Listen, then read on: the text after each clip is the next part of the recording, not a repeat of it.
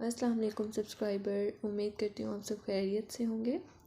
اچھا، تو میرا تھمبنیل دیکھ کے آپ کو پتہ تو چل ہی گیا ہوگا کہ یہ ویڈیو کس چیز کے لیے اپلوڈ کی جا رہی ہے۔ جی ہاں، تعویذ کے بارے میں بات کی جا رہی ہے۔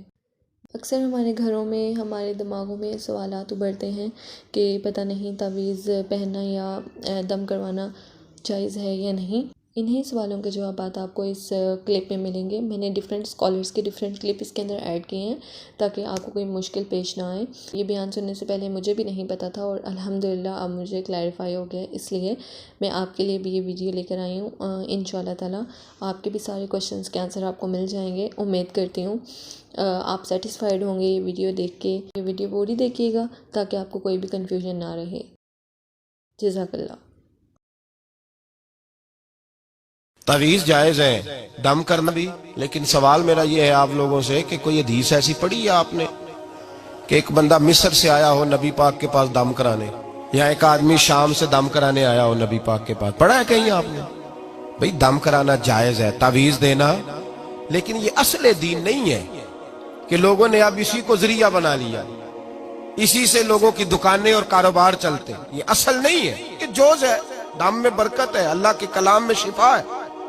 ما ہوا شفاء و رحمت للمومنین، اس کے اندر اللہ نے شفا رکھی ہے، لیکن یہ اصل نہیں۔ اصل رسول اللہ کا دین ہے۔ اعلیٰ حضرت رحمت اللہ علیہ کے پاس ایک مرید آ گیا، پیڑوں کی ایک ٹوکری لایا، یوں سمجھ لیں مٹھائی کا ڈبہ لایا۔ اعلیٰ حضرت نے فرمایا کیسے آئے ہو؟ حضور زیارت کرنی تھی۔ فرمایا کوئی حکم میرے لیے؟ کا زیارت؟ بھائی بات یہ چھوٹی ہے، لیکن ان باتوں کا پس منظر دیکھو، اور آج کے زمانے میں ان باتوں کو پرکھو تو دیکھو دین کس طرح بیچا جا رہا ہے۔ مٹھائی کا ڈبہ لایا ہے، کیا حکم تھا؟ کا زیارت کرنی تھی۔ کوئی بات تو بتاؤ، کا زیارت کرنی تھی۔ اعلیٰ حضرت نے نا وہ مٹھائی کا ڈبہ طالب علم کو کہا پیڑے جاؤ گھر دے آؤ۔ وہ گھر دے آیا تو تھوڑی دیر کے بعد مرید کہنے لگا حضور ایک تعویذ بھی چاہیے تھا۔ فرمایا فقیر نے تو 2-3 دفعہ پوچھا کوئی حکم ہو، تو آپ نے کہا صرف زیارت۔ اچھا تعویذ بھی چاہیے؟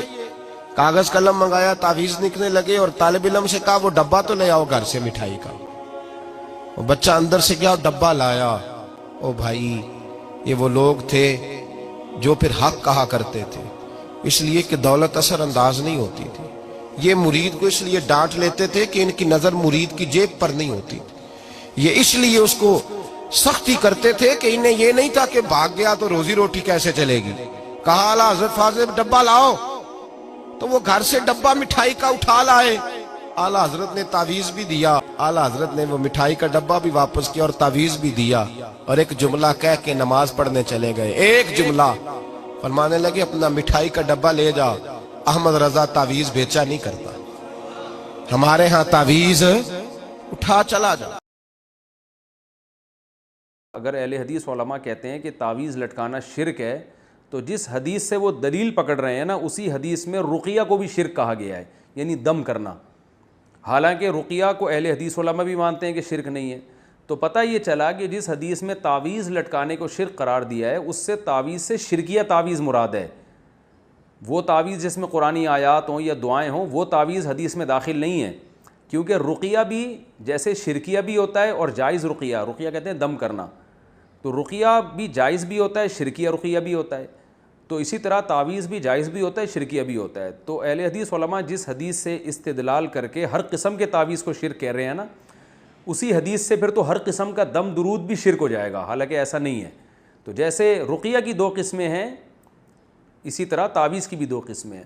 اور ویسے بھی کامن سینس کی بات ہے کہ اگر ایک آدمی کسی پرچی پہ یا اللہ مدد لکھتا ہے، صرف یا اللہ مدد کہتا ہے، صرف اللہ سے مدد مانگی جائے گی، یا اللہ مدد، اور وہ کسی کے گلے میں لٹکا دیتا ہے، تو یہ شرک کہاں سے ہو گیا؟ یہ تو عین توحید ہے کہ وہ صرف اللہ سے مدد نہ صرف زبان سے مانگ رہا ہے بلکہ ریٹن میں لکھ کے اس پہ مہر ثبت کر رہا ہے۔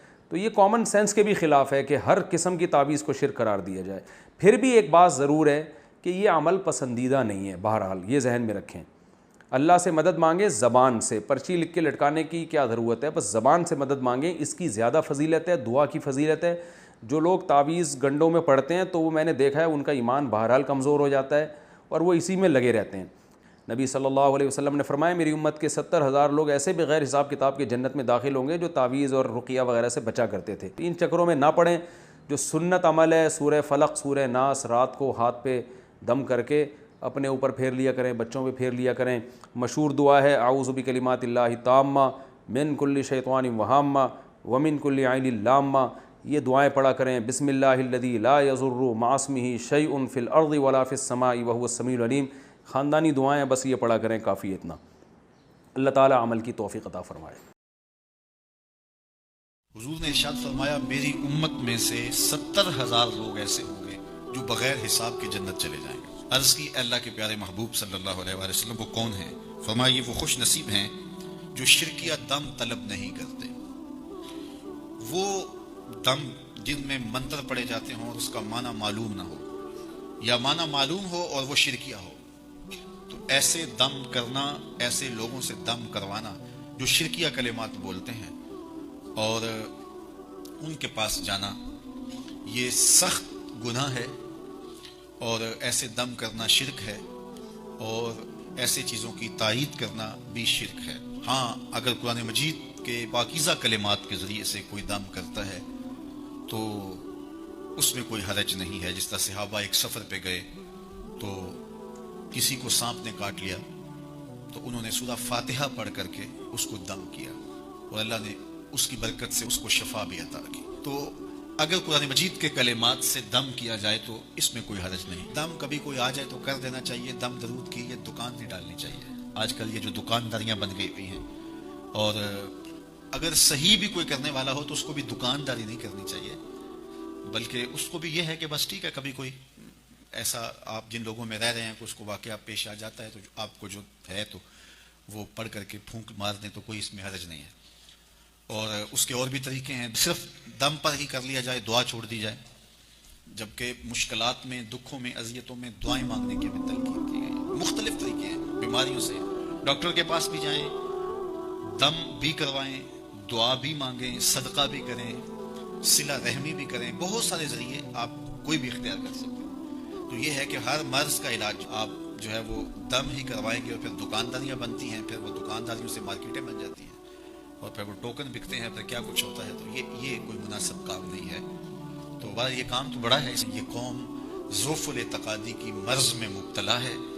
اس لیے کوئی بھی کہیں بھی بیٹھ جائے, ایسے لوگ جنہیں استنجا بھی کرنے نہیں آتا, جنہوں نے 6 ماہ سے غسل بھی نہیں کیا ہوتا, وہ بھی بیٹھے ہوتے ہیں تو وہاں بھی ہجوم ہوتا ہے. میرے پاس ایک پڑھا لکھا شخص آیا اور ایسے شخص کے بارے میں سرکار جی کہہ رہا تھا جس کو کلمہ بھی یاد نہیں ہے.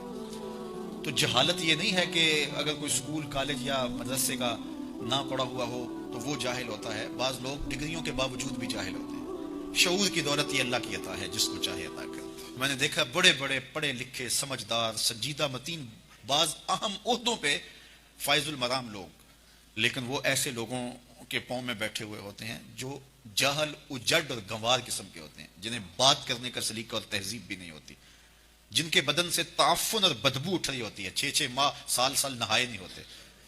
تو وہاں جا کے بیٹھے ہوتے ہیں اور آسمان کے سمجھتے ہیں یہاں سے فیض ملا, یہاں سے گندگی اور غلاظت مل سکتی ہے, فیض نہیں مل سکتا. تو یہ جہالت ہے ہمارے معاشرے کے اندر. اور کچھ لوگ ڈرتے بولتے بھی نہیں پتہ نہیں کیا ہو جائے گا. جو اللہ کے رسول نے فرما دیا اس کے مقابلے میں کوئی بابا نہیں ہے, کوئی ملنگ نہیں ہے, اور کبھی ہمیں آج تک ہوا ہی کچھ نہیں ہے. پھر کہتے ہیں جی 1400 سال سے کسی کو دین نہیں سمجھا. سرکار دین لکھا ہوا تھا, لیکن چیزیں لکھی ہوئی کتابوں کے اندر ہوں, اسے کوئی نکالے نہ تو کیا فائدہ ہوگا. اگر شہد کی بوتل کوئی گلے میں لٹکا لے تعویذ کے طور پر, یہ قرآن کے بھی تعویذ لٹکاتے ہیں نا جی, قرآن میں شفا ہے جی, سورہ بنی اسرائیل میں ہے جی, شفا ہے تو تعویذ لٹکانے نے.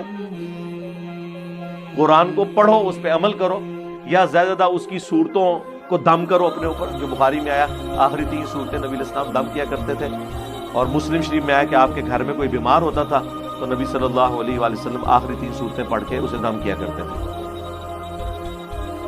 سورۃ الاخلاص, سورۃ الفلق اور سورۃ الناس. یہ ہے, یہ نہیں ہے کہ وہ گلے میں تعویذ لٹکا دیتے تھے. تو شہد کی بوتل بھی آپ لٹکا لیں تو شفا تو نہیں ہوگی جب تک شہد چاٹیں گے نہیں. تو جب تک بخاری مسلم آپ پڑھیں گے نہیں, قرآن آپ پڑھیں گے نہیں, آپ کو کیسے پتہ چلے گا اس میں کیا لکھا ہوا ہے.